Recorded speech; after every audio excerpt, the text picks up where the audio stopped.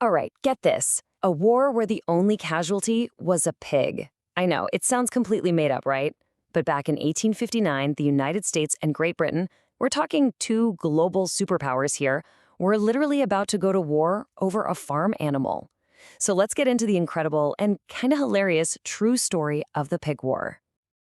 There's this great quote. It might be a little bit of folklore, but honestly, it just perfectly sums up how ridiculous this whole thing was. It's all about an American farmer, a British-owned pig, and some potatoes. But, and this is the key, as we're going to find out, this whole mess, it was never really about the pig.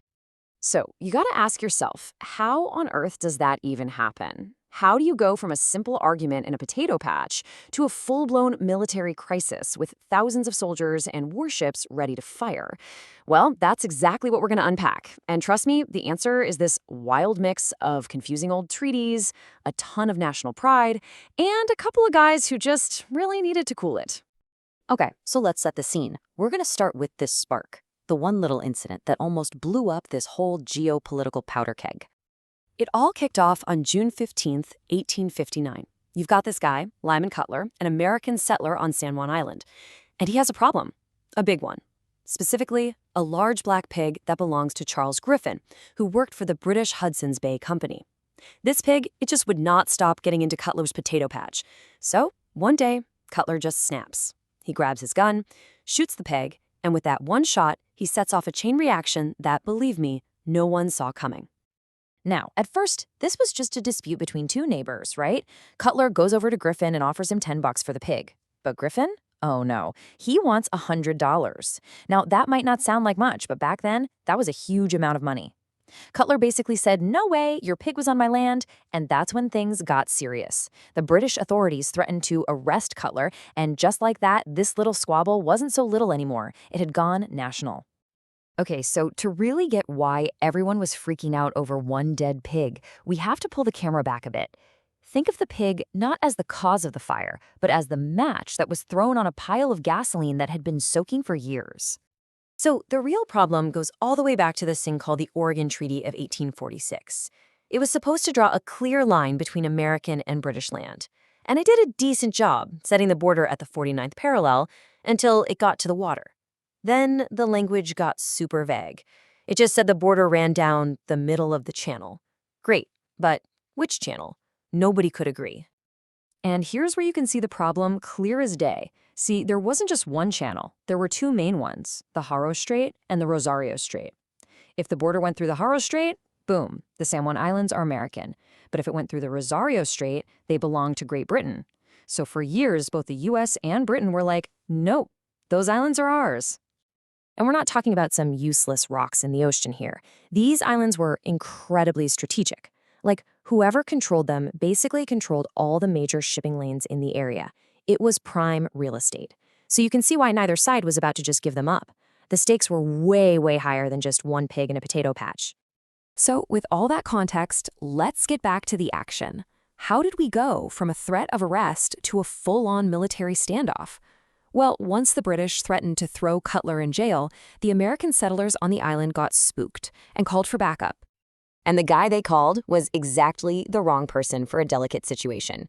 Brigadier General William S. Harney. This guy was famously anti-British, so he didn't hesitate for a second. He immediately sends in 66 soldiers, led by a Captain George Pickett. And yes, if that name sounds familiar, it's the very same Pickett from Pickett's charge at Gettysburg. His orders were simple. Do not let the British land.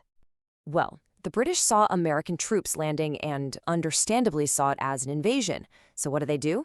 They send warships. So what do the Americans do? They send more troops. And by August of 1859, the situation was just insane. Get a load of these numbers. You've got 461 American soldiers with 14 cannons dug in on the island. And staring them down, 5 British warships with over 2,000 sailors and Marines and 70 cannons. All of that firepower pointed at one tiny little island. It's a miracle a war didn't start right then and there. And on the ground, the mood was electric. Captain Pickett, even though he was completely outgunned, was not backing down. He basically told everyone they were going to make a Bunker Hill of it, meaning they'd fight to the death. You can just feel the tension, right? Literally one wrong move, one itchy trigger finger, and two of the most powerful nations on Earth would be at war. But then, just when it seemed like everything was about to explode, a moment of pure, level-headed sanity. The British commander, Rear Admiral Robert Baines, gets to the island. His superiors order him to land his Marines and start a fight, and he says no. He famously said he would not involve two great nations in a war over a squabble about a pig. That one act of defiance, of refusing an order, was probably the single thing that prevented a war. So, with Admiral Baines basically putting his foot down and stopping the shooting from starting, the diplomats finally got their chance to step in and, sort this whole mess out. And when the news finally got back to London and Washington, D.C., people in charge were, well, they were horrified. President Buchanan sent his top general, Winfield Scott, to go fix things. I think everyone suddenly had this moment of clarity, realizing just how close they'd come to a completely absurd and pointless war. But fixing it wasn't quick. It actually took a while. General Scott came up with a pretty clever solution for the short term: a joint military occupation. So for the next 12 years, a small group of about 100 American soldiers and 100 British Marines lived together peacefully on the island. Pretty wild, right? It wasn't until 1872 that the whole thing was finally put to bed. They brought in an outside party, Germany's Kaiser Wilhelm I, to make the final call. And he ruled in favor of the U.S., setting the border for good through the Harrow Strait. So, after all that drama, what's the legacy of this bizarre moment in history? Well, I think it all comes down to this one single number: 1. That's it. In a 12-year standoff that involved thousands of troops and a fleet of warships, only one life was lost, and it belonged to the Pei. In the end, it was a totally peaceful resolution. The border was finally officially set. The British Marines left in 1872, the Americans followed a couple years later, and today, the whole thing is commemorated at the San Juan Island National Historical Park. You can actually go visit both the American and the English camps, which is a pretty cool reminder of this very strange conflict. And that kind of leaves us with one last question, doesn't it?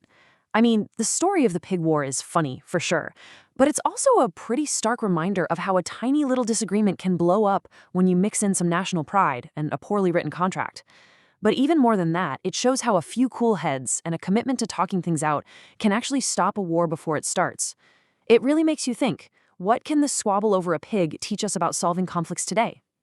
So if you thought this story was as wild as I did, you should definitely check out the rest of our Unusual History Events playlist. And hey, if you want more explainers like this one, make sure you subscribe to Notebook Summaries. We'd love to have you. Thanks for hanging out with me for this one.